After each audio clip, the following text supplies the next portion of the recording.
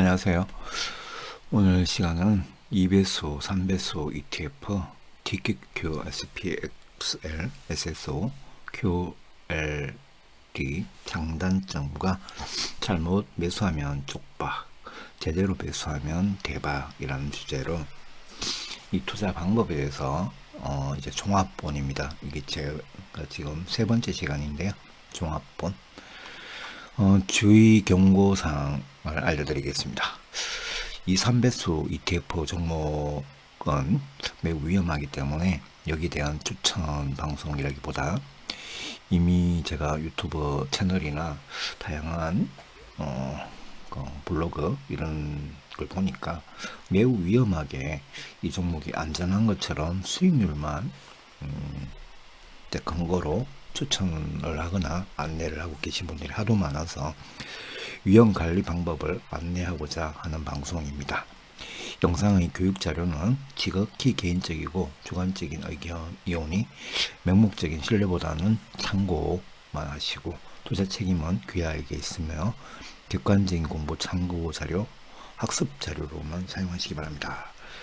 기준은 객관적인 어떤 다양한 의견을 확인하시고 투자를 하시는 게 맞겠죠. 제 의견만 듣지 마시고. 자, 교육의 주안점.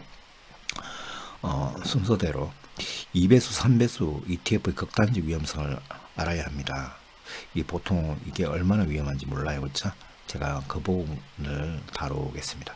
수익률이 높기 때문에 투자하는 것은 맞습니다. 수익률이 굉장히 높아요. 이 종목이. 극단적으로 높긴 한데 여기 함정이 있습니다. 여러분이 모르는 함정. 하지만 안정성은 확인해 봤나요? 안정성을 꼭 확인해야 되겠죠. 극단적인 사례, 올인 매수자와 신용 미수자들이 말로 이제 충격적인 어떤 게 나올 겁니다. 위험성을 제거할 수 있는 방법 조언. 이 극단적인 문제점을 문제점 위험성인데 이 위험성만 제거하면 수익률의 그 장점을 가져갈 수 있죠. 그런 관점에서 제가 오늘 교육 방송을 하는 것이라고 보면 되겠죠. 위험을 줄이고 수익성을 높이는 매수 전략을 안내해 드리고요. 이미 물린 분들 탈출 방법. 이 물린 분들을 방치를 하시면 안 돼. 이게 방치를 하면 큰일 날 수 있습니다. 뭐 그거는 주가가 어느 정도 내려가는지는 폭락이 될지 안 될지는 거기에 따라서 달린 건데 어떤 마지노선이라는 게 있습니다. 이 종목은 마지노선이라는 게 있어요. 2배수는 3배수는 지금 매수 중이거나 매수 계획인 분들에게 조언을 이제 하는 전체 과정입니다. 그리고 평단 손실률 마이너스 30%를 맞춰야 하는 이유. 마이너스 30%꼭 마이너스 30%는 아니지만 적어도 이 평단 손실률이 낮으면 낮을수록 좋습니다. 그리고 마이너스 40% 이내를 맞추시는 게 좋아요. 그 마이너스 80%, 75%, 70% 이하는 정말 위험합니다. 이 종목. 자, 수익률을 보면 정말 무섭게 부럽습니다. 그렇죠? 수익률을 보시면은 펜을 좀 써야 되겠네요. 수익률을 보시면 이게 1배수 종목이죠. 1배수에 이게 S&P 500 지수로 가는 ETF입니다. 전부 다 ETF예요. 나스닥 미국 ETF인데 나스닥 100을 기준으로 하는 100지수 QQQ가 있습니다. 얘는 자, 요거는 이 S&P 500을 2배수로 추정하는 거고 요거는 QQQ를 2배수로 추정하는 거고 요거는 S&P 500 지수를 3배수로 요거는 나스닥 100 지수를 3배수로 이렇게 알고 계시면 됩니다. 뭐 이미 알고 계신 분들도 있겠지만 모르시는 분들도 있겠죠. 자, 그럼 성과 지표를 한번 투자 성과 지표를 보면요. 1월 10일까지입니다. 1월 10일까지 주가가 살짝 무너진 지점부터까지 요거 지금 계속 내려가는 지점은 아니에요. 1월 10일까지입니다. 1월 10일이면 고점 대비하면 10% 정도 내려온 지점, 10%, 15% 정도 내려온 지점이라고 보면 되겠죠. 자, 9년간에 이게 어떤 종목은 10년 조금 안 됐거든요. 이 TQQ 같은 경우에는. 그러니까 13년, 이런 거는 13년 뭐 좀 넘어갔지만, 그래서 제가 9년부터 했습니다. 9년 수익률이 S&P가 9년간 284%, 연간 거의 뭐 21, 2% 나왔다 보면 되겠죠. QQQ는 524%, 그렇죠? 524%면 연간 거의 40% 후반대 나온 거네요. QQQ 나스닥 이게 훨씬 높네요, 그렇죠? 네, S&P 두 배수는 875%. 근데 이게 배수로 넘어가면 넘어갈수록 나스닥 기준, 나스닥 100 지수가 월등히 수익률이 높아요, 그렇죠? 이거 3배수인데도 요거밖에 안 되네, 그렇죠? 얘하고 얘 수익률이 상당히 높은 게 보이실 겁니다. 자, 5년간 수익률로 보시면은 효율성이 보면 얘하고 얘가 굉장히 높죠. 요거는 2배수임에도 불구하고 3년간을 보면 수익률이 뭐 이런 데요, 그쵸? 요것도 3년간이 상당히 높네요, 그쵸? 상당히 높고 1년간을 보면 좀 그렇습니다. 1년은 요거는 정확하게 2월 24일까지 오늘 아까 제가 이 영상을 만들던 시점 한 2시간 전까지 요 자료를 오늘 오후 새벽 4시인가 5시에 완료했고요. 지금 5시 좀 넘어가지고 조금 더 폭락하더라고요. 그러면 수익률이 좀 달라지겠죠. 근데 이렇게 보면 SSO가 수익률이 요번 장은요, 나스닥이 훨씬 많이 무너졌고 S&P는 조금 덜 무너졌기 때문에 이런 현상이 벌어졌다라고 보시면 됩니다. 근데 뒤에 보면 지난 코로나 때는 정반대였습니다. S&P 500이 훨씬 많이 무너졌습니다. 그 후반기로 갈수록. 자, 하지만 절대 수익률만 보면 안 됩니다. 그렇죠? 수익률만 보시면 안 돼요. 이 수익률만 봤을 때 수익률만 가지고 와, 이거 투자 안 하면은 바보다, 폭락했을 때 이건 무조건 다른 거 말고 이거부터 사야 된다. 저도 그렇게 생각하는 사람이긴 한데요. 중요합니다. 뭔가가 빠진 게 있어요. 자, 2배수, 3배수의 ETF에 심각한 함정이 있습니다. 이게 오늘의 주안점은 이것 때문입니다. 이게 별 5개. 수익률도 굉장히 중요하겠죠. 중요한데, 이건 수익률도 기회이긴 한데, 이건 뭐예요? 정말 심각한, 오류가 있다. 문제점이 있습니다. 그 문제점이 뭘까? 문제점은 뭘까요? 심각한 함정이 뭘까? 이게 오늘의 주안점, 핵심 첫 번째.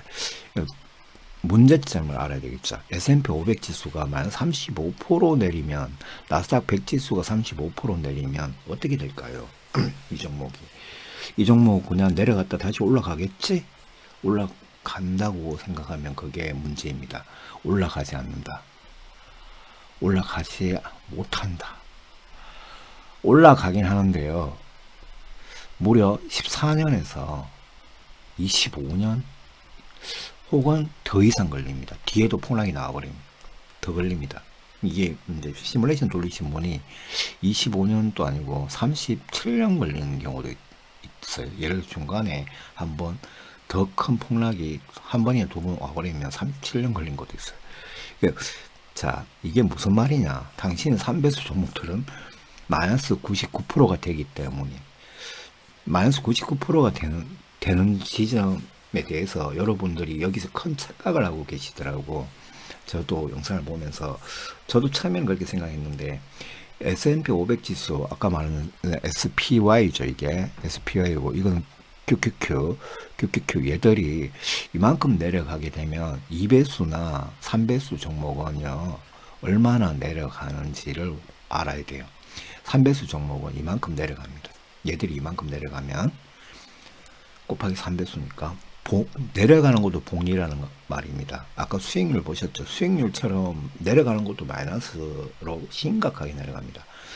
당신 3배수 종목들은 마이너스 99%가 됩니다. 근데 이 99%가 회복하는 속도, 자, 정고점이 여기야. 근데 여기가 3배수로 이만큼 내려갔을 때 3배수로 곱한 3을 하면 여기 뭐 채권이나 현금이 약간 들어가 있거든요. 그거 제하고 이렇게 계산하면 거의 99.5거나 뭐 거의 99.8이거나 이 사이가 되는 거예요. 그 정도 내려가 버리면 여기서 내 고점이 있잖아요. 일반적인 1배수 종목은 정고점만 돌파하면 그때부터 내 본전가가 되죠. 보수비 빼고 요거보다 살짝 더 올라가야 돼요. 그렇죠? 올라가면 그때부터 내 수익인데 이 종목은 그렇지 않습니다. 2배수 종목과 3배수 종목은요. 여기서 날라갑니다. 두두두두 날라가고 여기가 마이너스 97.5, 99.5가 되면 자 1억당 1억이 100 그 보습이랑 이런 거 있죠. 운영비 빼고 하면 120만원 정도 남을까? 그 100만원에서 뭐 120만원, 130만원 밖에 안 남습니다. 1억에. 그러면 이 원금이 다 날라간 상태에서 이게 1000%가 돼도 이거는 10배 하면 되잖아요. 그 1000만원 밖에 안 해요. 1000만원. 1000%가 올라가도 1000만원입니다. 이런 문제가 있어요. 이게 굉장히 심각한 문제입니다. 이게 무슨 말인지 이해가 안 되면 다시 돌려보고 뒤에도 자료가 다 준비가 되어 있습니다. 자, 2배수, 3배수니까 101%만 오르면 바로 수익 전환되는데 뭐가 걱정이냐고요? 이렇게 이야기하신 분이 있더라고. 이렇게 이야기하면서 이제 이 종목을 추천하거나 안내하신 분 유튜버들이 많던데 잘못됐습니다. 잘못된 생각이 정말 큰일 납니다. 나스닥과 S&P 500은 장기적으로 우상승했으니까 기다리면 된다라는 말씀을 하시는데 이것도 큰 문제예요. 자, 3배수입니다. 하락할 때도 3배수 복리로 내려가요. 2배수도 복리로 내려가고. 자, 여기 자료가 준비가 됐죠. 이 종목을 왜 올인하면 안 되고 고액 투자하면 안 되는지, 신용 미수하면 안 되는지. 자, 첫 번째 올인하면 안 되고요. 두 번째 고액 매수해도 안 되고, 세 번째 신용 매수해도 안 되는 게 한 번, 아까 그랬죠. 나스닥 지수나 나스닥이나 다우가 S&P 500 있죠. S&P 500이 이게 마이너스 35%, 40% 정도 떨어지면 이거는 이만큼 내려가기 때문입니다. 이제 여러분의 평단가에서 오늘부터는 뭐 지금 이미 사놓은 지점에서 이 1배수 종목들 있잖아요. 1배수 종목이 이만큼 내려가면 얘는 이만큼 내려가기 때문에 만약에 내가 2천을 샀든 2억을 샀든 간에 2천만 원씩 샀으면 1000만 원당 25,000원이잖아요. 그쵸? 25,000 정도 남는다고요? 그러면 이 2천만 원이니까 5만 원 남는 거죠. 5만 원 남는다고. 1억이면 아까 말했던 100만 원이나 뭐 그 정도 남는다 이 말입니다. 이거는 퍼센티지마다 좀 다르게 계산돼야 되겠죠. 예를 들어 퍼센티지가 제가 이거 97.5로 계산한 것 같은데 요거는 조금 잘못된 것 같은데요. 잘못됐는데 그냥 어떤 수학적으로 생각하지 마시고 이게 이만큼 감소한다. 남은 원금이 이만큼 훼손당한다는 기준을 좀 봐주세요. 봐주시면 그 다음에 이 종목이 다시 그 아까 앞부분에서 자, 나스닥이 장기적 우상승했으니 기다리면 된다고 하면 100%가 올라갔을 때 원금 회복이 되는 것처럼 알고 계시잖아. 자, 52% 올라갔을 때 얘는 76,000원 밖에 안 됩니다.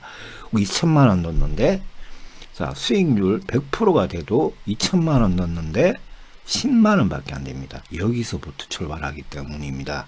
그 다음에 수익률 200%가 되면 수익이 나야 되잖아. 15만 원 밖에 안 돼요. 2천만 원이 15만 원 밖에 안 된다고 여러분. 1985만 원이 날라가는 거야. 날라가서 이게 5000%가 돼도 여러분 255만 원이.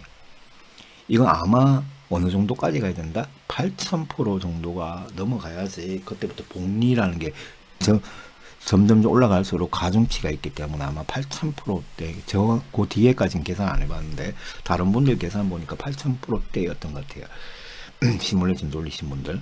자, 이거는 여기에서 약간 틀립니다. 약간 틀리기 때문에 그리고 뭐 보습이나 이런 기준이 다 틀리기 때문에 약간 차이는 나요. 뒤로 가면 갈수록 기하급수 차이 나기 때문에 그건 정확하다고 보기는 힘들고 약 8000%라고 하시면 돼. 8000% 정도에서 9000% 정도가 돼야지 내가 원금을 찾을 수 있는 거예요. 심각하죠. 그러니까 폭락을 때려맞 이만큼의 폭락을 때려맞으면 안 되는 종목입니다. 이거는 2배수나 3배수는 이배수도 45% 맞으면 저만큼 내려가죠. 이배수도 45% 맞으면 95% 마이너스 95%입니다. 이상 넘어가고 3배수는 마이너스 35%만 돼도 넘어가죠.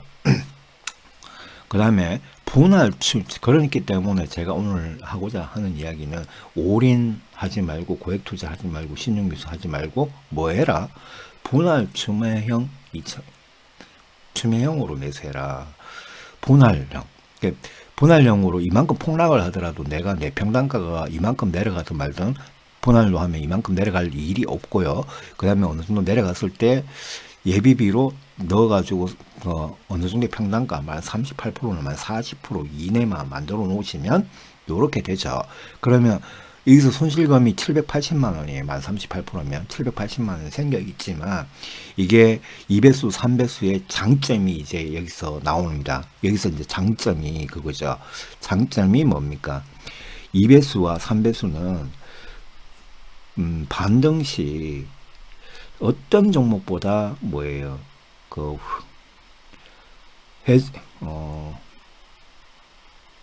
수익 회전 회수율이라고 해야 되나?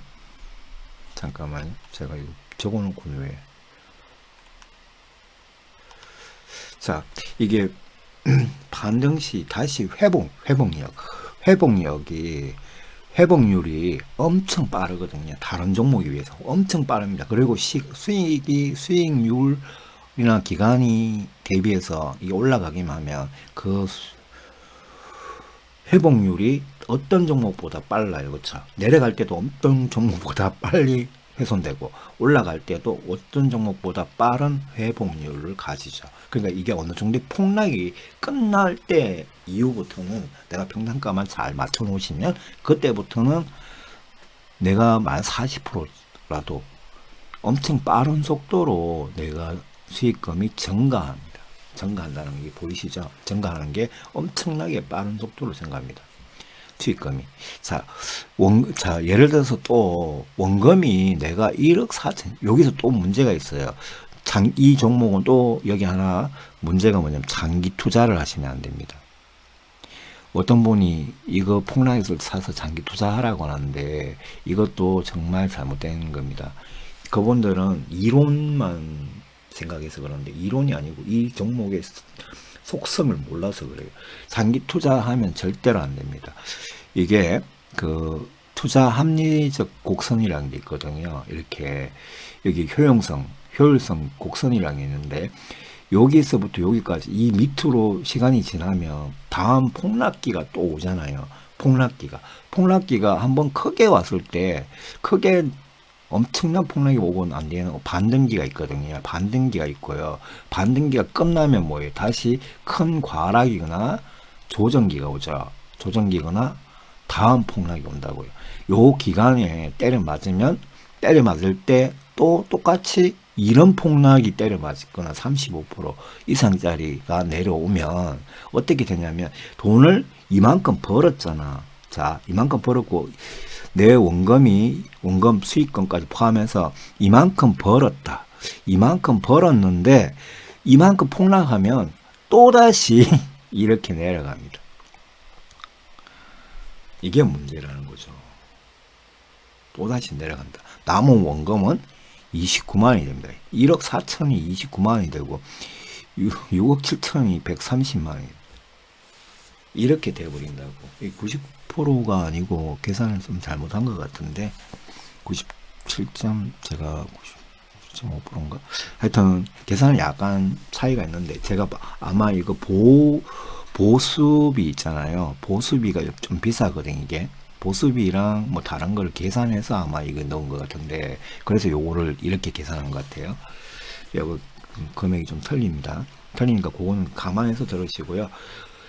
이만큼 내려가 버립니다. 이 내려가기 전에 처분을 하시고 원금을 그 수익 난 거를 부분씩 실현을 해놓고 어떤 그 장기 이평선이 하고 매도하는 거는 단기 이평선이 무너지기 전에 어떤 매도 방법이 있죠. 그걸 맞춰서 매도를 일단 하시면서 보유를 하셔야 돼요.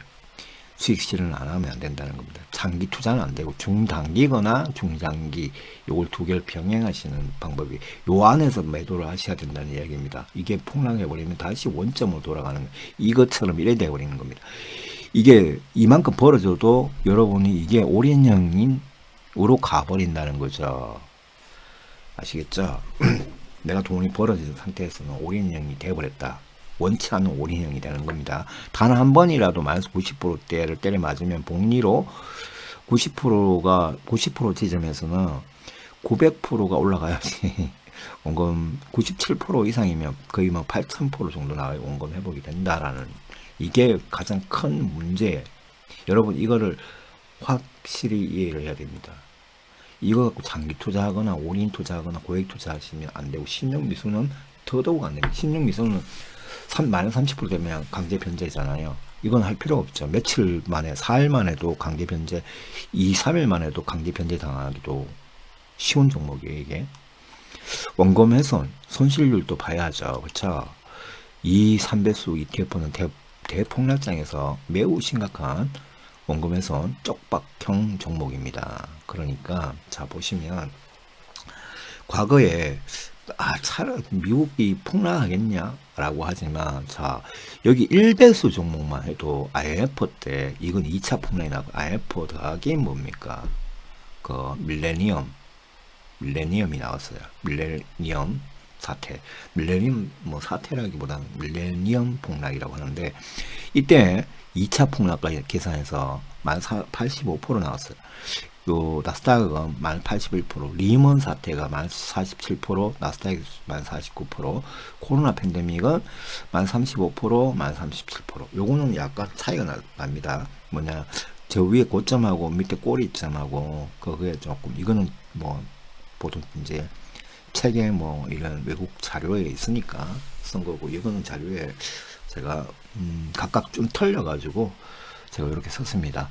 어떤 데 보니까 41%라고 되어 있는 데도 있고 43%라고 되어 있는 데 있고 이렇게 되어 있던데 뭐 이렇게 되어 있는 데도 있더라고요. 그래서 이제 기본적으로 요렇게만 갖고 왔습니다.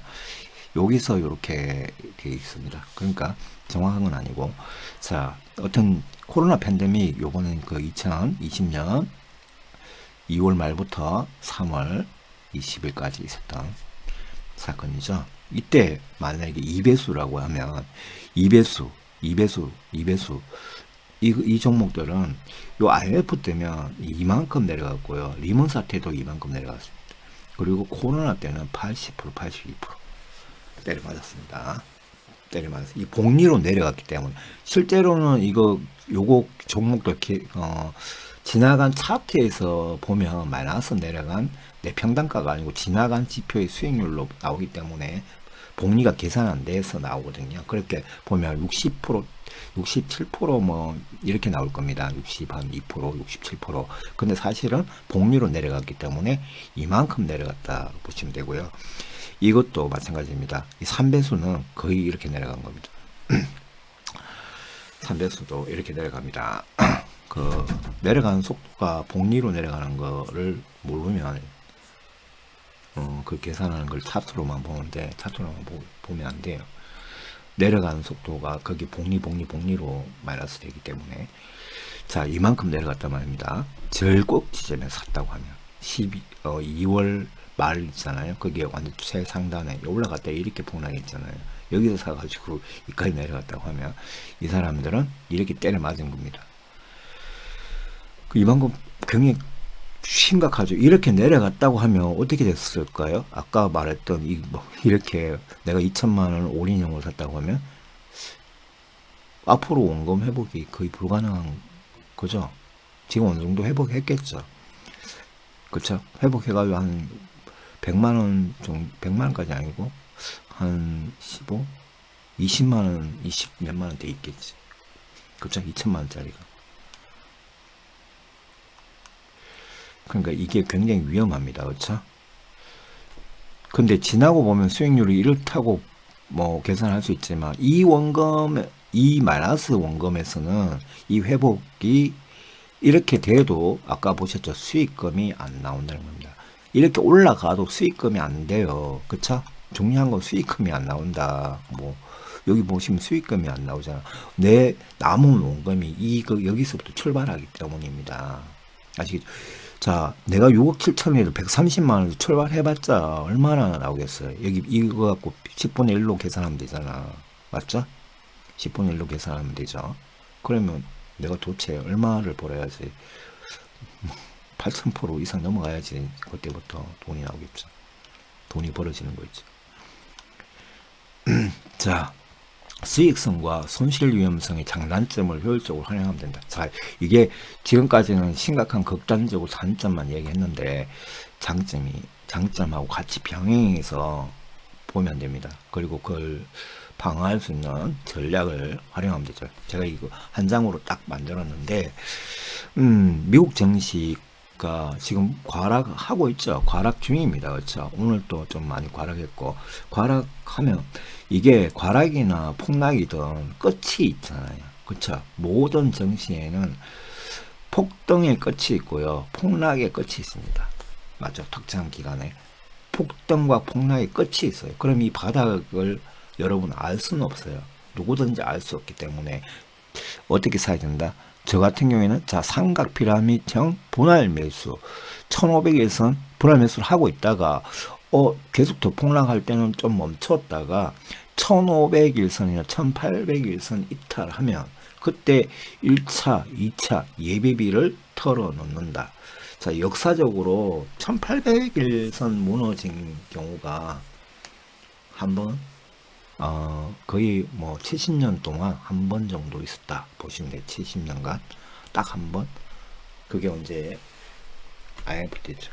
그쵸? IMF 때 2차 폭락 나왔으니까 그때고 그 전에는 그 나머지 뒤에는 없단 말이에요. 1800일선 무너질 때 요거는 무슨 기준이냐면 이거 TQQ 3배수 종목 기준입니다.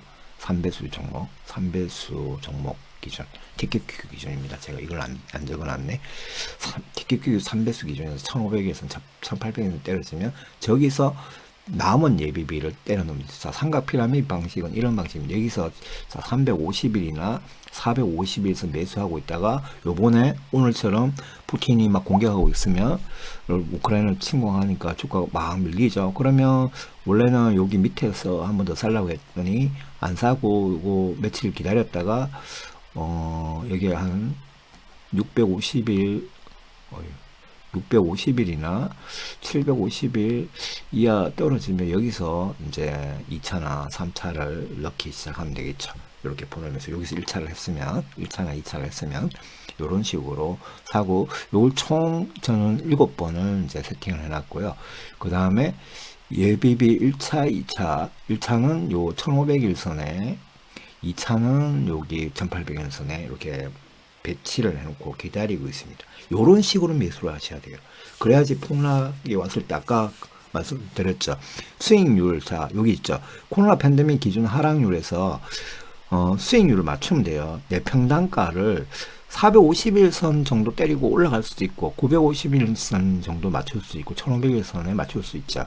그럼 내가 맞출 수 있는 거는 만약에 그렇게 맞췄다고 하면 자, 1500일선까지 내려갔으니까 지난번 코로나 때 14%였거든요. 이때가 여기 이 지점, 이 종목은요. 종목마다 틀립니다. 그 당시에는 S&P 500 지수가 훨씬 많이 밀려서 밑으로 내려가서 전체를 보면 이만큼 밀렸는데 밑으로 내려가면 갈수록 얘가 많이 밀려서 특이한 경우가 생겼어요. S&P 500 지수가 밑에서 많이 떨어졌어요. 많이 밀려버린 겁니다. 그 이평선을 깨버렸다는 이야기입니다. 얘들이 수익 엄청 많이 차이 나잖아요. 그쵸? 이평선이 많이 차이, 수익률 이평선 기준 수익률이 많이 차이 나죠. 그 나스닥 같은 경우에는 1500일선 기준에서 4% 정도 떨어지고 950에서 16% 떨어지고 28%, 17%. 근데 전에도 한번 보니까 많이 폭락할 때마다 S&P 500이 밑으로 떨어지면 떨어질수록 더 많이 갑자기 내려앉는 속도가 더 빨라집니다. 어떤 특정한 라인을 이탈할 때. 근데 나스닥은 어떤 특정한 라인이 이탈할 때 오히려 반등을 하면서 떨어지고 반등을 하면서 떨어지기 때문에 폭은 얘가 조금 더 깊지만 밑에서는 하단 그게 950에서 밑으로는 얘들이 S&P 500 지수가 훨씬 많이 심하게 떨어지고요. 그쵸? 나스닥 종목들은 나스닥 100은 오히려 월등히 반등하는 추세가 훨씬 강했다가 떨어지고 강했다 떨어지기 때문에 이 속에 반등이라는 게 있었던 겁니다.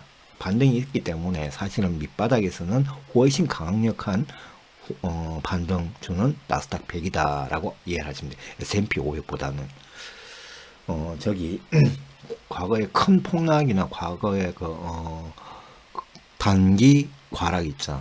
예, 브렉시트나 이때도 똑같았더라고. 그러니까 중요한 거는 저는 어제 새벽에 이 자료를 만들면서 시뮬레이션 한 것도 돌려보고 보니까 이게 이 종목 이제 나스닥 2배수나 3배수 종목이 S&P 500보다 훨씬 낫다. 폭락할 때는 훨씬 낫다라는 거죠. 폭락한 이후에는 과락한 이후에는 훨씬 낫다.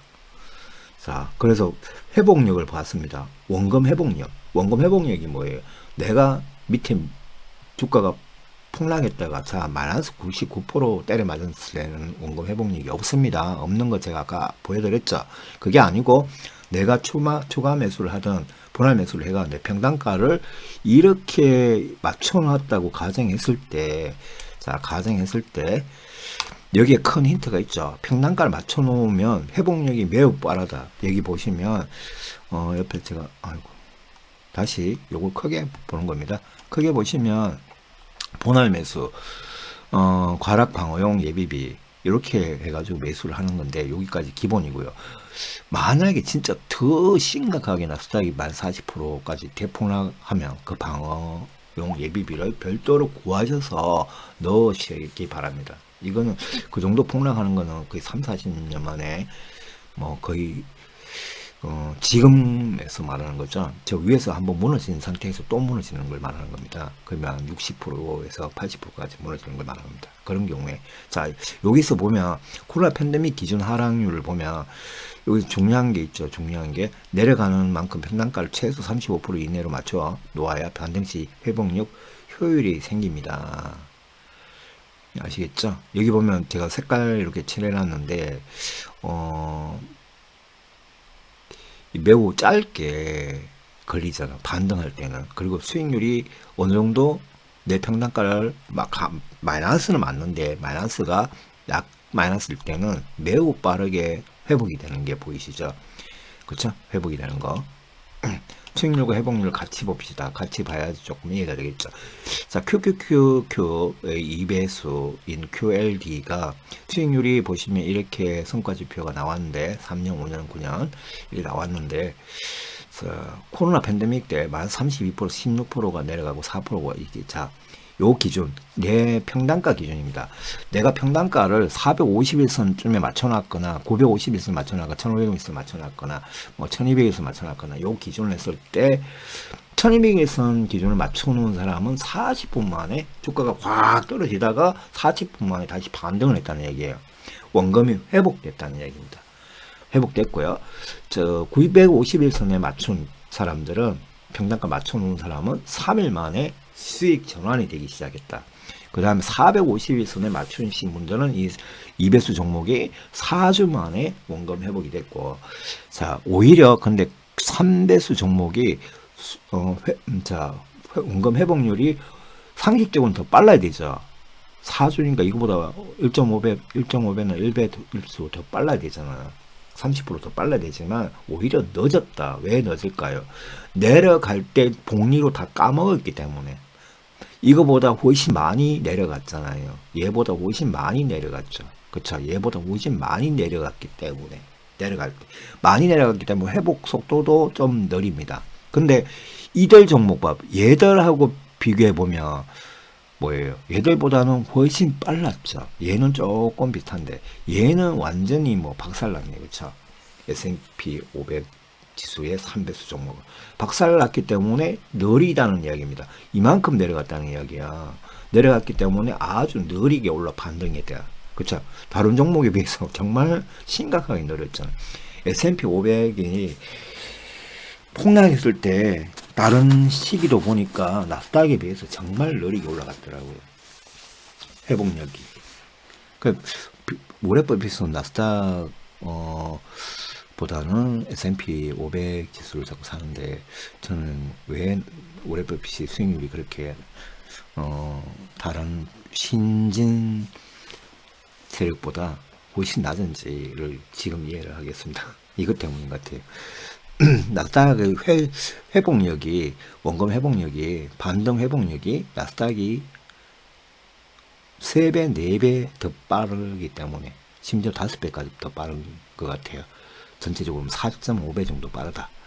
그러니까 만약에 내가 매수를 한다 그러면 이 나스닥 2배수인 걸 사든가 이걸 사는 게 훨씬 좋다는, 아니면 얘는 제끼고 얘하고 이렇게 사시는 게 좋겠죠. 만약 매수를 하신다면, 제 의견상 저 같으면 이렇게 얘부터 사겠어요. 얘가 제일 좋아 보입니다. 제가 이렇게 평가한 것도 보입니다.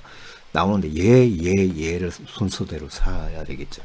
자, 그 다음 단계 보면 TQQQ는 보시면 수익률도 같이 봐야 되잖아요. 그렇죠? 수익률도 보고 심각한 상황도 봐야 되겠죠. 이게 폭락할 때, 와, 코로나 팬데믹 때 이렇게 내려가서 내가 분할해서 해도 이만큼 내려가는 거구나.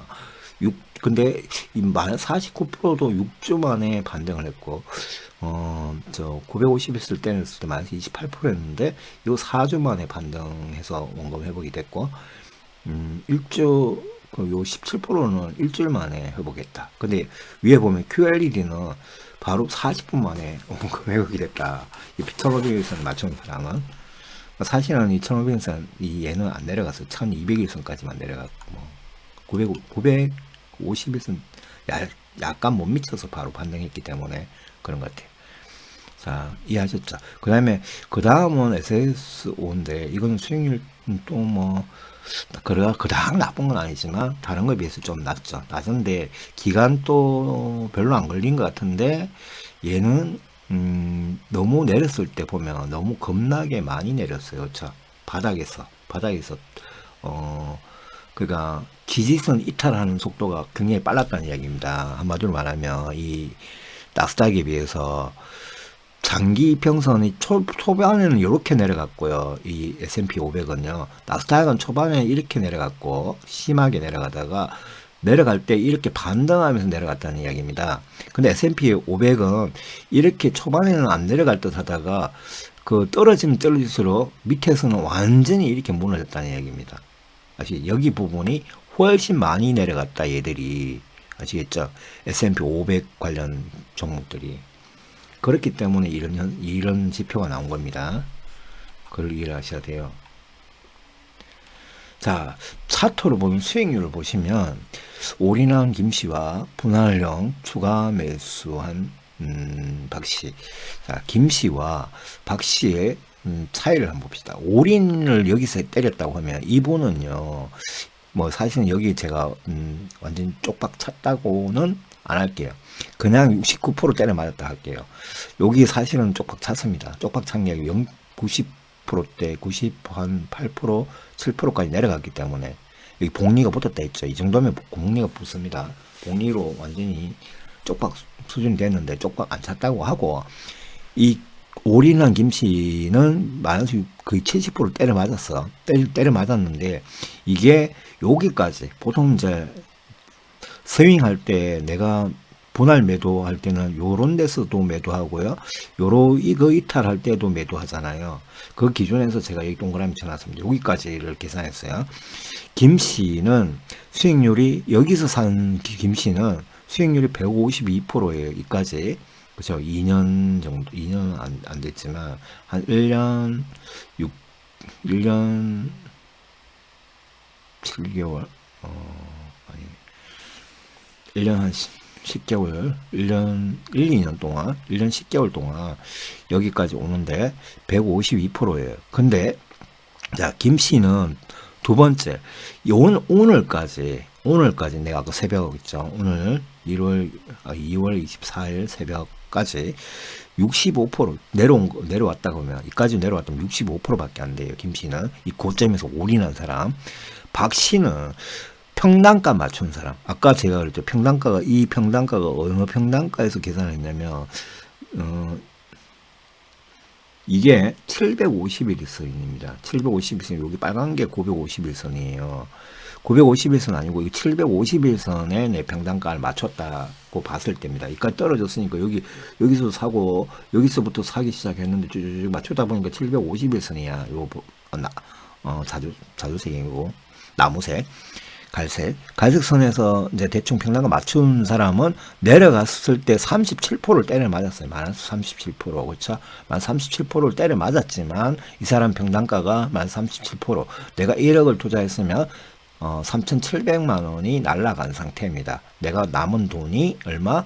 플러스 6,300만 원이 남은 거예요. 6,300만 원을 갖고 이렇게 올라왔을 때 내 수익은 원금 회복되는 기간이 여기서 얼마나 걸렸습니까?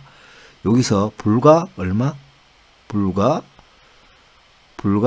거의 한 달입니다. 그러니까 4주 정도 걸렸어요. 원금 회복하는데. 그쵸? 원금 회복하는데 4주에서 5주 정도 걸리고요. 그 다음에 얘는 원금 회복하는데 거의 6개월 정도 걸렸죠. 6개월. 5주와 6개월 차이죠. 그 다음에 그 다음에 박 씨는 이게 끝에 가장 높은 요 고점이 아니고요. 여기 떨어지려고 할 때 분할 매도를 했다고 하면, 분할 매도하면서 여기를 기준으로 했다고 하면, 이 사람은 수익률이 152% 대 vs 424%. 자, 분할 매수가 월등히 수익률이 좋죠. 그렇죠. 수익률도 좋고 안전하잖아요. 그렇죠. 근데 물론 폭락을 안 하면은 올인하는 사람이 더 수익금으로 따지면 훨씬 많을 수 있어요. 근데 이 종목은 정말 위험한 종목인데 마이너스로 심하게 내려가면 내려갈수록 문제가 됩니다. 그렇죠. 마이너스 99% 때려 맞으면 안 되잖아요. 맞으면 그거는 끝입니다. 그 회복하기가 불가능해. 내가 돈이 하나도 없는 상태에서 올인이 들어갔다. 빚내서 올인했다. 그러면 끝나는 거예요. 이거는 원금 회복하는데 거의 20년에서 30년 이상 걸린다 보시면 됩니다. 내가 추매하지 않은 이상. 중간에 돈이 생기면 추매를 하시면 또 달라집니다. 아까 보셨죠? 내가 평단가를 만 30%대만 맞춰놓으시면 원금 회복이 빨라요. 근데 다음 폭락장 오면 또 똑같아집니다. 그렇죠? 자, 폭락할 때 맞춰서 사는 게 그게 핵심 키워드입니다. 올라갔을 때 또 물타기를 해가지고 때가 안 맞으면 또 폭락할 거 아니에요. 자, 그 다음에 박씨 2번으로 보면 박씨가 오늘 이 위에서 폭락을 많이 했잖아요. 반토막 이상 났지만 그래도 200%가 나잖아요. 이 사람 올인한 사람보다 수익률이 그래도 50%나 60%, 70%더 높잖아요. 그러니까 올인보다는 이 종목은 분할형 추가 매수하는 게 맞다. 과욕을 내려놓고 정시 흐름과 함께 가야 합니다. 정시 흐름과 맞춰서 분할 매수를 해야 되는데 이 종목은 가장 안전한 매수 방법은 이겁니다. 제가 지난번에 1차, 2차 우리 제자분들은 이렇게 매수를 했는데 3차는 안 샀어요. 사지 말아 했어요. 지금 푸틴 때문에. 푸틴이 사고 쳤잖아요. 침공을 했으니까 며칠 기다리다가 이제 매수를 할 준비를 하라고 했는데, 오늘은 안 될 것 같고, 금요일이나, 금요일, 오후나, 금요일, 미국 시간은 금요일이죠. 금요일 새벽? 토요일 날이죠. 우리 한국 시간은 토요일 한 4시나 오전에는 확 떨어지면 사고, 토요일날 4시나 5시쯤 되고 확인하고 매수를 하는 게 이 3차분은 이 밑에서 살 수 있겠죠. 그래서 3차분 사면서 월요일, 화요일 이렇게 보고, 그 다음에 금요일, 토요일은 확인할 게 뭐냐면 푸틴이 정말 심각한 어떤 다른 행동을 하면 그때도 사면 안 되죠. 월화수를 보면서 그때 살까 말까를 고민해야 되고, 이것도 너무 아니다 싶으면 그때도 안 사면 됩니다. 안 사고 언제 패드가 금리 인상, 인플레이션 때문에 금리 인상 폭탄 급탄선 같은 거 하면 또 폭락할 거거든. 그러면 이때도 사지 말고 이 밑에서 만약에 751선이나 951선 이탈하면 그때부터 이제 3차, 4차, 뭐 5차 쭉 사면 되겠죠. 그리고 심하게 더 밀린다. 어느 정도 매수를 하고 있는데 1500일선까지 밀린다. 그러면 이런 예비비를 한 번씩 넣는 겁니다. 그렇죠? 나스닥 40% 폭락하면 이때부터 내가 매수를 한다. 이렇게 하시면 돼요. 요 방법만 지키시면 이 종목은 매우 수익률이 좋게 안전하게 먹을 수 있는 이런 특성이 있다. 이 종목은 이렇게밖에 살릴 수 없어요. 아니면 그냥 기다렸다가 복불복인데 이거 하나도 안 사고 이 밑에서 나는 이거 951선이나 아니면 1200일선이나 1500일선이나 1800일선까지 무너지면 그때 나는 들어가겠다 이렇게 생각하셔도 되는데, 만약에 그러다가 푸틴이 우리 화해하자 하고 화해해버리면 폭등하고 패드가 인플레이션이 많이 내려갔네, 이제 저 미국도 이제 백신 프리패스 하잖아요. 그러니까 그런 거 하면 인플레이션 잡힌다. 그래서 금리를 그냥 좀 대충 올릴게 이렇게 딱 하면 주가가 반등이 아주 강하게 나오겠죠. 호재가 악재만 있는데 지금 호재가 뭐 갑자기 반등하면 엄청 터지게 올라가요. 이까지 안 무너지고 여기까지만 무너지고 팍 올라가 버리잖아. 그런 것 때문에 이렇게 분할매수 하는 거죠. 여기다 걸어놓고 사셔도 뭐 말리지는 않겠습니다. 여러분의 재량껏 하시면 되겠죠. 저는 3월달부터 사도 상관없을 것 같아요. 3월달에 패드가 발표하고 난 뒤에. 지금은 한 등분, 두 등분? 지금은 내 비중에 한 3% 이내 1%에서 3% 정도만 사고, 뒤에 가서 3%에서 5%, 많게는 10%까지. 10%는 전체 총계 여기쯤 가서 10%까지 담아도 되겠죠. 이 종목은 절대로 10% 넘기면 안 돼요. 절대로는 아니겠죠. 80% 무너졌다. 전고점 대비가 걔들처럼 지난번에 IMF 때처럼 80% 정도 무너졌다. 75%에서 80% 무너졌다. 그러면 한 20% 비중 내로 사도 되겠죠. 그러면 그때는 언제 진짜 대박이지 않을까요? 그건 오늘 로또 1등만 있는 수준으로 아마 주가 반등할 때 수익률이 좋겠죠. 자, 가장 효율적인 종목은 뭘까? 제가 한번 해봤는데요. 이거 1배수 종목하고 다 같이 한번 해본 거는 순서가 1등은 QLD, 2등 TQQQ, 3등 QQQQ, 4등 SPY. 요거는 뭐예요? 1배수 종목이죠. 예, 1배수. 안정성 때문에 좀 그런. 근데 수익률로 보면 1등, 2등은 수익률하고 다 공통해 가서 보면 요건데, 근데 우리가 1배수 종목이 아니고 주요 2배수랑 3배수를 하려고 하는 이유가 뭐예요? 수익률이 월등하게 높기 때문이잖아요. 그러면 1배수 종목은 지워야 되지. 1배수 종목은 안 하는 거죠. 빼고, 그쵸?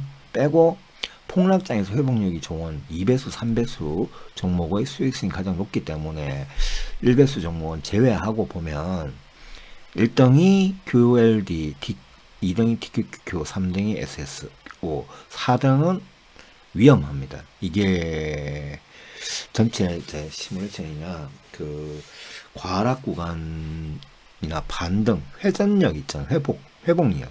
회복력이 이거 너무 낮아요.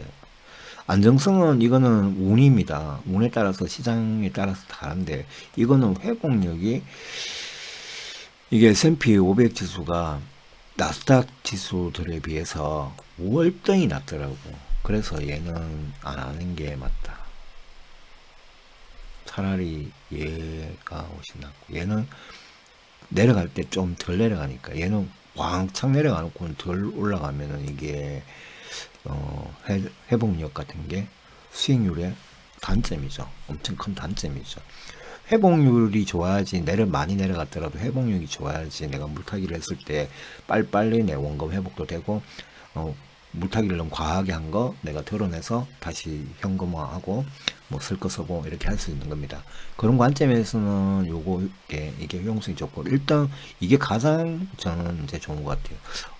제가 어떤 분이 이거 좋다 뭐 이렇게 방송 보고 조금 성급하게 봤는데 내가 어떤 분 또 극소수로 이게 좋다고 하시는 분도 있어서 제가 한번 돌려보니까 실제로 QLD가 제일 좋네.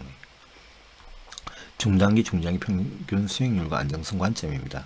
중단기, 중장기까지입니다. 초장기는 제가 하지 말아 했죠.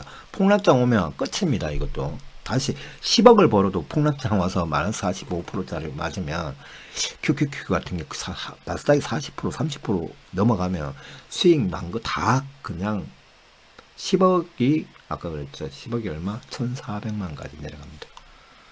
이제 다들 아셨죠?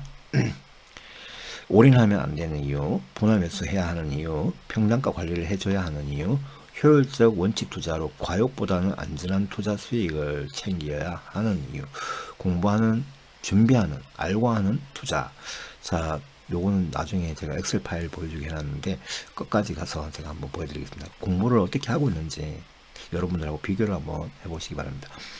교육의 주안점 다시 한번 점검을 해보면 앞부분에서 제가 충분히 말씀드린 처음부터 2배수 3배수 ETF의 극단적 위험성을 알아야죠. 그쵸? 극단적 위험을 이제 이해하셨죠. 두 번째, 수익률이 높기 때문에 투자하는 것은 맞습니다. 투자하는 게 맞는데 폭락 후 재상승 효과는 단연 1등입니다. 그쵸? 그 이유가 투자하는 이유가 폭락한 상태에서는 이게 어떤 것보다 수익률이 좋아요. 폭락이 나왔다고 하면, 과락이 심각하게 나왔다고 하면 그때 매수를 적당하게 해서 수익. 근데 올인형으로 매수하지만 올인형은 마이너스 80% 전고점 되면 마이너스 80% 정도 무너지면 그때는 올인하는 건 저는 안 말립니다. 어쨌거나 하지만 안정성은 확인해 봤나요? 폭락하면 마이너스 99% 갑니다. 그렇죠? 폭락하면 나스닥이나 다시 얘기 나스닥이나 S&P가 이게 얼마 폭락하면 마이너스 40%대 폭락하면 거의 그냥 이렇게 때려 맞습니다. 아시겠죠? 근데 마이너스 37%대를 맞아도 그렇고 마이너스 45%뭐 이상 떨어지면 마이너스 99% 가면 원금 회복이 거의 불가능한 수준이다. 25% 30% 30년 걸린다. 극단적인 사례, 올인 매수자와 신용 매수자의 말로 아시겠죠? 단 한 번도 마이너스 80% 이상 만들면 안 돼요. 안 돼요. 그쵸? 돈 없이 80% 90% 만들면 안 되죠. 거기다가 내가 아까 그랬죠. 효용성 하려고 그러면 만 40%, 만 35% 이내의 평단가를 올려놔야 됩니다. 그만큼 돈을 때려 넣어야 된다. 처음부터 그렇게 많이 살 필요가 없죠. 그만큼 손실이라는 얘기죠. 위험성을 제거할 수 있는 방법을 이제 조언드리면 위험을 줄이고 수익성을 높이는 매수 전략 안내. 앞부분에서 제가 그 도표 그래퍼로 매수를 따라락 단계별로 하는 거를 그림을 보여드렸죠. 그걸 보시면 됩니다. 이미 물린 분들 타실 방법은 당신의 평단가를 만 35% 수준 이내로 끌어올려놔라. 좀 아무리 해도 마이너스 45%까지는 끌어올려 놓으면 이건 시간이 조금 더 걸리지만 35% 이내면 아주 빠르게 올라갑니다. 이게 곱하기 2배수 3배수이기 때문에 35% 이내만 맞춰 놓으면 너무 또 타이트하게 맞추려고 하지 마세요. 왜냐면 다시 2차 폭락이 나올 수 있잖아. 돈을 다 쓰지 마시라고. 2차 폭락이 나올 수 있기 때문에 35% 이내만 맞춰 마이너스 20%대거나 만 35%대만 맞춰 놓으시면 반등이 나올 때는 강한 반등이 나오면 4조 안에 다 수익 실현됩니다. 수익으로 전환되기 때문에 이 정도는 좀 빠르면 4일 5일 만에도 올라갔더라고요. 그러니까 너무 걱정 안 하셔도 되죠. 그쵸? 이 정도면 지금 매수 중이거나 매수 계획 중인 분들이 철저한 분할 매수 예비비 갖춰라. 폭락 올라갈 때 쓰는 예비비가 아니고 이건 폭락 방어형 예비비입니다. 1500일선 1800일선 때려 맞을 때 쓰는 겁니다. 평단 손실률 마이너스 35% 맞춰야 되는 원금 훼손 복리와 2, 3배수의 회복력 때문이죠. 그쵸? 회복력을 맞추려면 한 35% 정도 맞춰놔야지 빨리 내가 반등할 때 수익이 납니다. 자, 감사합니다. 원칙 투자, 관리형 투자를 해야 하는 이유, 오늘 이 시간을 통해서 좀 느꼈을 거라고 생각하고요. 개미들의 나쁜 습관 교정을 위한 주식 브이로그 전업 투자자의 하루입니다. 영상이 도움이 되셨다면 구독과 좋아요 부탁드리고요. 270여 편의 주식 투자 습관 교정 영상을 시청해 보시기 바랍니다. 제가 한 270개 이상 올려놨습니다. 폭락장에서도 큰 손실 없이 무난한 투자를 할 수 있는 습관을 공유하고 있습니다. 그리고 제가 이제 엑셀을 좀 보여드릴게요. 엑셀을 그냥 형식적으로 보여드리고 이제 방송을 접도록 하겠습니다. 제가 그냥 엑셀은 형식적으로 내가 어떻게 하고 있다 뭐 이런 건데, 자, 분산 투자 방어형 분할 매수 이렇게 하거든요. 제가 매수할 때 어떤 종목을 이렇게 하잖아요. 그러면 1차 구간은 러시아 침공 직후에 하락할 거니까 2, 3일간 더 매수하고, 여기 2차 전지 테마는 아직 뭐 반도체 뭐 이런 것도 있고 저 테슬라 화재 사건도 있고, 그러니까 이번 달은 제끼자. 그리고 타이거 미디어 컨텐츠는 이게 뭐가 열리니까 그 극장 같은 것도 이제 오픈되니까 이런 거를 좀 담자. 그 분할 매수 하는 겁니다. 1차 구간, 1차 분할 매수. SSO가 아니고 이거 아까 제가 QLD로 바꿨습니다.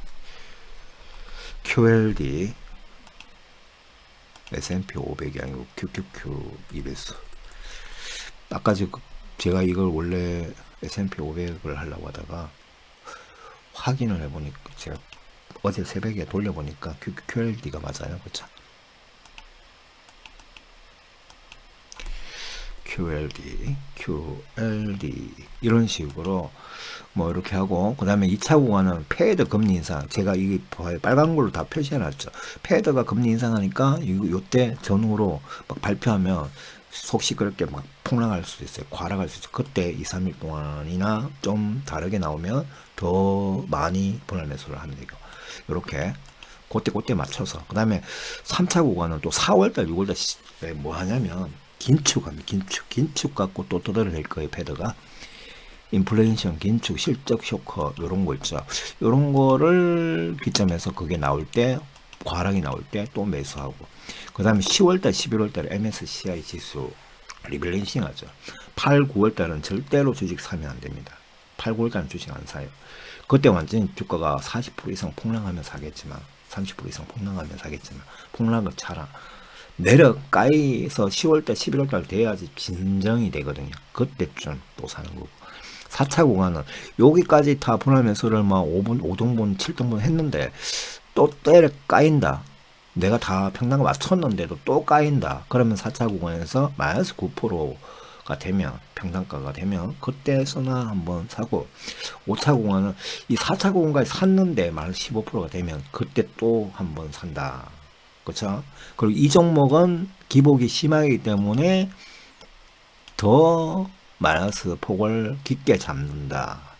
그쵸? 그 다음에 얘가 마이너스 35% 되면 이렇게 또 산다. 그쵸? 얘는 자, 이 중에 이 4개 중에 만약에 내가 마이너스 35%가 되면 얘 어떤 별도 예비 갖고 한 종목에 되는 놈만 사는 거고, 얘들은 이것까지 다 샀는 상태에서도 내 평단가 올라갔을 거 아니에요. 샀는데도 마이너스 15%또 때려 맞으면, 얘는 20% 때려 맞으면 또 30% 남겨놓은 거 갖고 또 한 번 더 산다. 근데 요거는 조율이 필요해요. 폭락이 나오면 멈춥니다. 멈춰서 여기서 폭락인 경우에는 얼마까지? 마이너스 35%까지 냅둬야 돼요. 폭락이면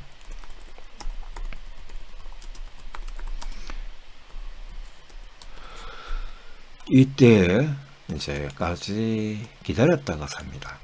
어떤 분은 고정 이게 사람이 융통성이 있어야 되잖아요. 그렇죠? 융통성을 발휘를 해야 됩니다. 이거 장난 아니게 밀리겠는데? 그러면 전체 다 똑같아요. 다 똑같이 35%뭐 이렇게 쭉 똑같아요. 똑같다. 뭐 이렇게 보시면 됩니다. 35%나 38%는 뭐 상관없이 그냥 폭락이 나오면 이 정도에 대충 맞춰서 여러 번 산다라고 보시면 됩니다. 그리고 이제 뭐든지 매수를 하면요, 내가 목표하는 기간이나 수익률이 있어야 돼요. 내가 매도할 목표, 그쵸? 근데 무조건 목표는 아니고 무슨 악재가 터질 때는 어떤 나는 2% 안에 다 팔아야 되겠다, 현금에 따라서, 현금 예비비에 따라서 움직여야 됩니다. 그리고 솔리더를 이번에 왜 하냐? 그러면 어떤 이슈 같은 거 찾아보세요. 지금 경쟁 오지가 엄청나게 폭락했는데, 오지 인빌딩이나 중계기가 이제 수주가 엄청 많이 떨어져서 이게 올해가 실적 턴라운드가 되는 종목이거든. 이게 그런 자료를 찾아보시면, 예를 들었습니다, 여러분. 그 다음에 2차전 테마는 아직까지 초장기 투자가 좀 가능한 종목이기 때문에 하는 거고, 얘는 온업 뭐야, 리오포닝주죠. 리오포닝 관련 주가 여기 많이 들어가 있죠. 그렇기 때문에 하는 거고, QLED는 미국 주식이 폭락할 때는 2배수는 3배수 ETF가 가장 효율적이기 때문에 하는 거고. 자, 여기 3배수 종목을 해도 됩니다. 제가 돈이 조금 부족해서 3배수 종목을 1차만 사놓고 지금 손을 못 대고 있고요. 자, 그 다음에 주식 투자할 때 항상 유의사항, 이거 기준 한번 쭉 읽어보세요. 이거 없이 하는 사람 너무 많아요. 이렇게 어떤 기준이 없어. 그 다음에 보시면 주식 시간표 매수 기준. 자, 매수 기준도 보면 우상성장하고 그쵸? 우상성장하고 세계적 악재 장세하고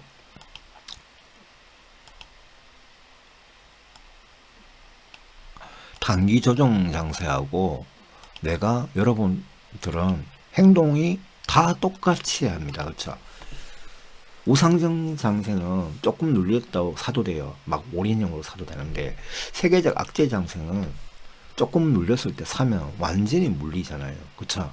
그렇기 때문에 이때는 현금 예비비나 폭을 굉장히 많이 두고 야금야금 조금씩 사고, 그 다음에 큰 돈은 은행에다가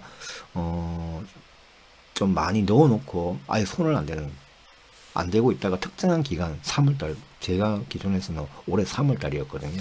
3월달쯤 되면 이제 패드가 뭐 금리를 긴축을 하니 확정적으로 하잖아. 그때 돼서 이제 은행에서 빼와서 그때부터 이제 매수를 하는 겁니다. 집중 매수는. 그때부터 이제 단계적으로 하는 거예요. 뭐 이런 식으로 기준이 있어야 돼요. 그죠? 기준도 없이 매수하면 안 됩니다. 그렇죠? 기준도 없이. 이렇게 기준을 미리 여러분 주식 투자하실 때 다 짜놓고 있어야 돼요. 그렇죠? 이 기준이 있는 대로, 지금은 폭락장이잖아. 세계적 악재 장세죠. 지금 변동성 가락 장세입니다. 지금 현재는. 근데 푸틴이 저 전쟁 일으키면 3차 세계대전 같은 이런 공포 장세를 만들면 대폭락 장세로 바뀔 수 있죠. 패드가 이상한 행동 해버리면 대폭락 장세로 또 바뀔 수 있어요. 그러면 정말 심각해집니다. 그렇죠? 심각해집니다. 그러니까 거기에 맞는 행동을 이렇게 다 준비를 해놓고 해야 돼요.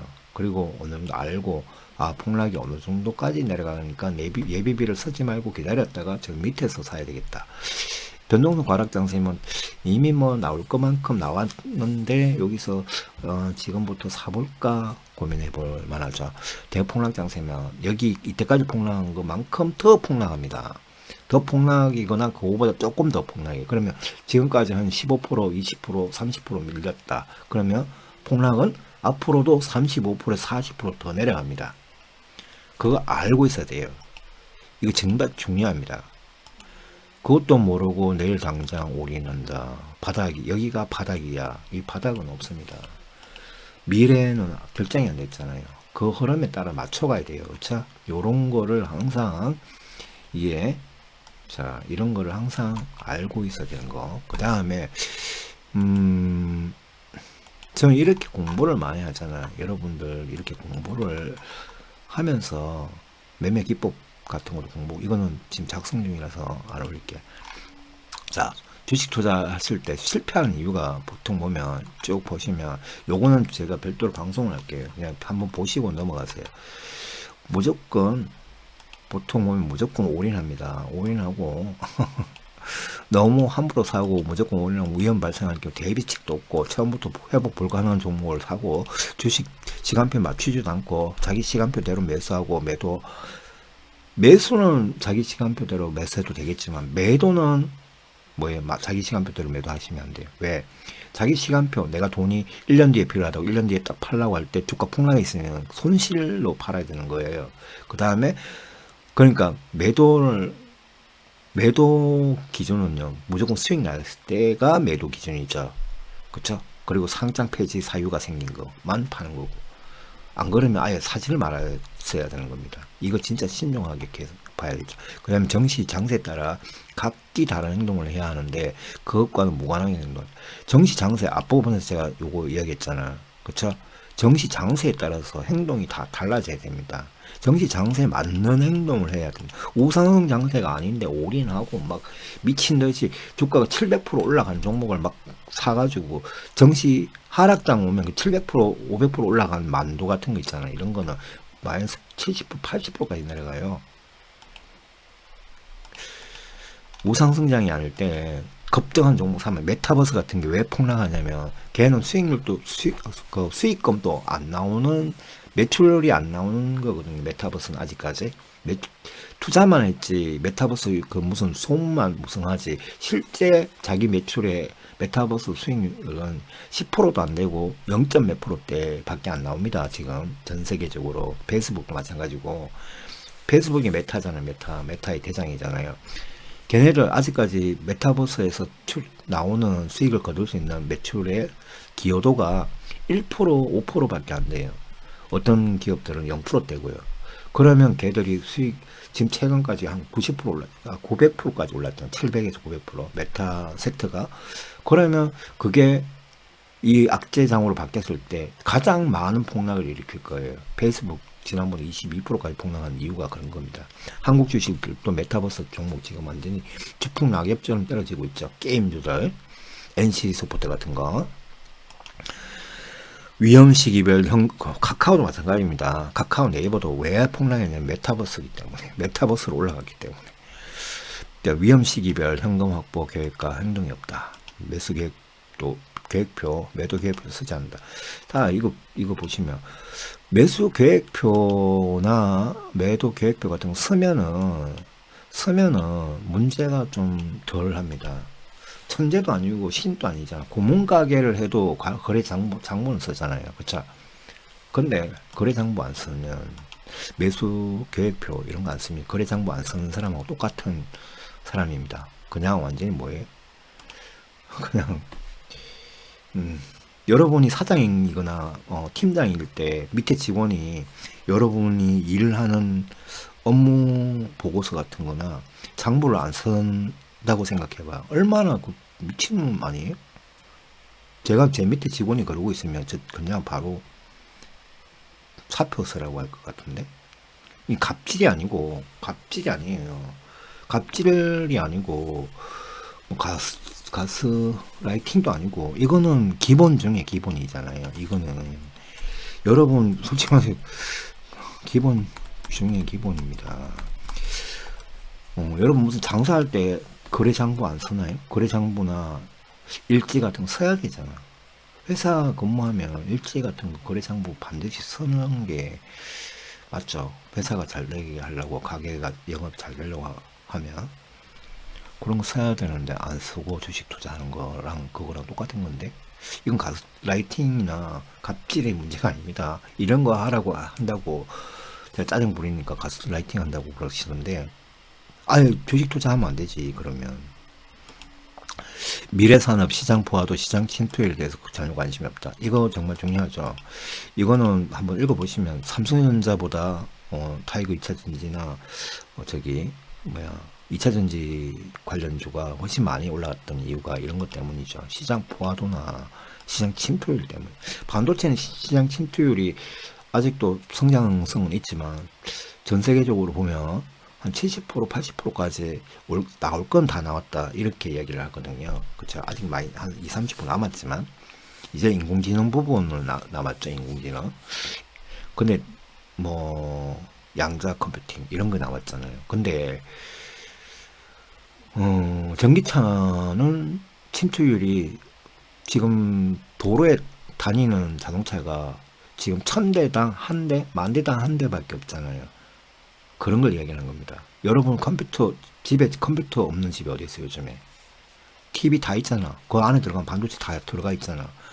예전에 말하면 집집마다 한 100집에 한 대씩 컴퓨터가 있었다. 그때가 바로 반도체 시장 침투율이 아주 낮은 시점이라고. 그때 반도체 주식을 샀어야 된다는 이야기입니다.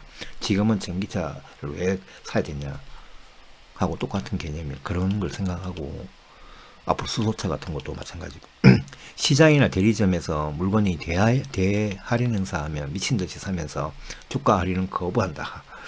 그냥 물건을 할인할 때 다들 사시는데 주가는 할인하면 손절을 하려고 하죠. 할인하면 폭락하는데 기분 나빠요. 기분 나쁜데 돈이 까내려가니까. 그러니까 올인했으면 특히. 근데 내가 올인만 안 했으면 평단가만 맞추면 돈만 있으면 어느 정도 시점부터 줘가면서 하면 되죠. 그렇죠?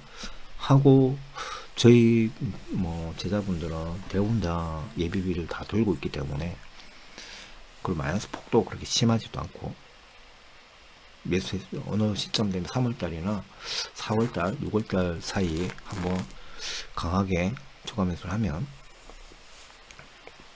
평단가가 확 따라 올라가겠죠. 올라가서 이제 반등 장만 기다리면 됩니다. 그런 식으로. 그리고 주가가 폭락하면요. 실적이 좋았는데 주가가 만 40%, 50%까지 내려가면 그거는 할인 행사입니다. 할인 행사라고 생각을 하세요. 할인 행사니까 그건 너무 스트레스 받지 마세요. 그리고 그걸 또 끝납니다. 이 또한 지나가리. 아시겠죠? 물건은 비쌀 때 절대로 안 사고 깎으면서 주식은 어떻게 폭등한 것만 사냐. 난 이거 보면 진짜 웃긴 게 만도 같은 거나 저 삼성전자 이런 거 있잖아요. 아무리 좋아도 96,000원을 왜 사? 저 삼성전자, 삼성 SDI도 막 70만, 80만 갈 때 막 사는 사람들 보고 엄청 욕했잖아요. 포스케미칼도 18만원 이렇게 살 때 목표 주가 30만원이라도 사면 안 되죠. 왜? 단기적으로 대폭등을 했잖아. 폭등했으면 한번 크게 누르고 다시 간다 했잖아요. 누르고 갑니다. 엠파동을 일으키면서 갑니다. 그 부분을 충분히 이해를 해야죠. 자, 차트를 한번 보도록 하겠습니다.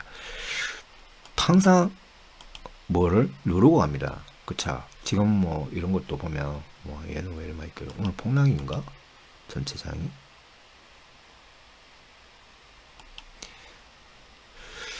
자, 솔리드를 한번 볼까요? 솔리드는 별로 안 들으세요. 주가가 많이 올랐으면 이게 일봉 자 이렇게 폭등해 버리면 따라 사면 안 되죠. 왜? 크게 누르니까. 그러면 누르면은 대충 어느 정도 누르는 어떤 기준선이 있을 거 아니에요. 이평선을 보면 그러니까 이평선을 보고 뭐 이런 데서부터 사든가. 그래서 천천히 차근차근 분할 매수를 해야 되죠. 이게 여기서 찍고 올라간 경우도 많지만 뒤에 추가적으로 악재가 생기면 안 되니까 예비비를 두고 계속 사모아야 되겠죠. 그렇죠? 그 다음에 예전 코리아 스케이트 같은 경우에도 이것도 보면 우리는 이거 어디서 샀죠? 여기서부터 샀나? 이렇게 사다가 한번 수익 실현하고 또 내려갈 때 또 사고 있다가 물렸잖아요. 물렸을 때 또 이렇게 사고 있다가 수익 실현하고 그쵸? 여기 뒤에서는 안 사버렸는데 다른 거 물려가지고 현금 확보하느라 이 종목 털어가지고 수익 실현해서 다른 거 샀죠. 다른 거 추가 매수를 해가지고 그렇죠. 어쨌거나 이렇게 뭐 대충 하시면 될 것 같아요. 그러니까 폭등한 건 사지 말라는 거를 자 폭등한 거는 이런 얘는 좀 다르지만 이런 자리에서 사지 말라고 여기서 사면 되잖아요. 이런 데서 따라가 사같이 물리지 말라는 겁니다. 대주전자 같은 것도 이게 보면 이런 데서만 꼭 사는 사람이 있어요. 삼성전자처럼. 삼성전자도 보면 왜 차트를 봐봐요. 이평선이라는 거 괜히 있는 게 아닙니다, 여러분들. 이평선이 괜히 있는 거 아니라고. 사더라도 이런 데서 따라다니면 사야지. 이런 데 올라가는 데서 사지 말라는 이야기입니다. 이런 데서 따라간 데서 사지 말라고. 올라갔잖아. 이평선하고 왕장 벌어졌잖아. 허공이 떠버렸잖아. 허공이 떴으면 이건 뭐예요? 여러분 무슨 공을 던지면 공을 이게 공입니다. 여기서 던집니다. 이 바닥에서 던져요. 그럼 이쭉 올라갈 거 아니에요. 올라가서 이게 끝도 없이 이렇게 올라갑니까? 안 올라가잖아. 이렇게 올라갔으면 끝이 있고 내려오죠. 그러니까 이런 데서 여기서 사면 되겠어요? 안 된다고. 내려와서 다시 바운드를 찍고 올라가려고 하는 이런 데서 살라고 노력을 해야지. 바운드 찍고 뭐 이렇게 튕겨가지고 엄청 내려가는 경우도 있지만 그래도 여기하고는 다르잖아. 맞죠? 바운드를 찍고 공이 지금 다시 여기 튕겨가지고 덜쩍 하고 있는 거예요. 그럼 다시 올라갈 수가 있어요. 여기 위에 고점에서는 절대로 이런 데서는 절대로 사는 거 아닙니다. 여기보다는 얘가 올라갔다고 사도 된다고? 이거 폭락했을 때 때려 맞으면 거의 뭐 70% 내려간다고. 이렇게 허공 쳐졌을 때는 사지 말라고요. 이렇게 내려왔을 때 이런 데서 사라고. 이런 데서. 그쵸? 이런 데서. 많이 내려가면 더 사고. 그 제일 이제 문제가 많이 내려가면 더 사라는데 안 사. 주식 이제 포기해버리는 사람들. 여기 제일 황당해. 많이 내려가면 더 사라고. 카카오뱅크 같은 것도 맞죠? 여기 선을 꺼가지고 여기서부터 75%, 그 여기 25% 마이너스 25%, 그쵸? 마이너스 25% 훨씬 넘죠. 이 복리로 내려가니까 여기서부터 여기 고점 대비 마이너스 75% 계산하면 여기서부터입니다. 올라가는 지점에서 75%, 여기 40%거나 45%면 여기를 빼면 되죠. 그러면 어떻게 사야 되죠? 이거는 여기 조금 사고, 여기 조금 사고, 여기 조금 더 사고, 여기 더 사고, 여기는 와장창 많이 사고, 이런 식으로, 그쵸? 이런 식으로 삼각 피라미드로 사면 평단가가 여기쯤 되잖아요. 그러면 수익 시작을 하고 이런 식으로 하면 되죠. 지난번 여기 사신 분들은 수익 이게 팔고 다시 사면 되는데 너무 일찍 사버려요. 보면 어쨌거나 뭐 이렇게 하면 됩니다. 신상장들도는. 자, 수고하셨어요. 수고하셨습니다. 교육이 조금 길어졌네요. 후반부에. 오늘 방송은 여기까지. 성투하시고요. 힘내세요. 이 또한 지나갑니다. 이 또한 지나가.